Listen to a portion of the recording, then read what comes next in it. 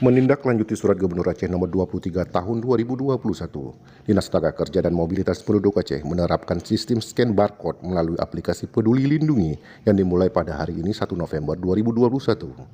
Scan barcode melalui aplikasi Peduli Lindungi ini berlaku untuk PNS, tenaga kontrak, serta tamu yang berkunjung ke Dinas Tenaga Kerja dan Mobilitas Penduduk Aceh. Assalamualaikum warahmatullahi wabarakatuh.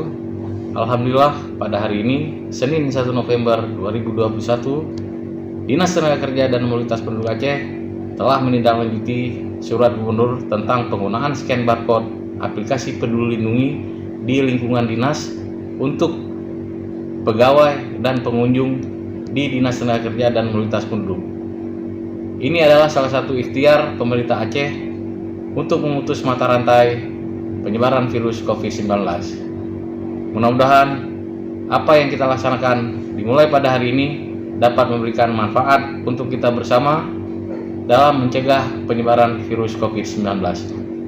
Demikian, Assalamualaikum warahmatullahi wabarakatuh. Tim Pantau Setda Aceh yang dipimpin oleh Junaidi memberikan apresiasi yang sangat luar biasa atas kesiapan Disnaker Mobdub Aceh dalam persiapan scan barcode melalui aplikasi Peduli Lindungi. Junaidi juga beserta tim juga melakukan tes scan barcode aplikasi Peduli Lindungi di pintu utama Dinas Tenaga Kerja dan Mobilitas Penduduk Aceh yang didampingi pelaksana tugas Kadisnaker Mobdub Aceh beserta jajarannya.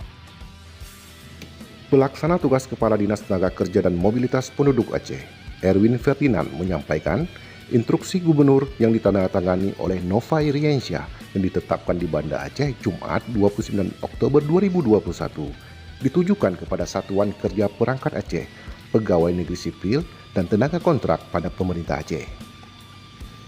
Dalam instruksi gubernur itu juga menjelaskan, scan barcode melalui aplikasi Peduli Lindungi dalam rangka pencegahan dan penanggulangan pandemi COVID-19 dan mendukung program vaksinasi COVID-19 di Aceh.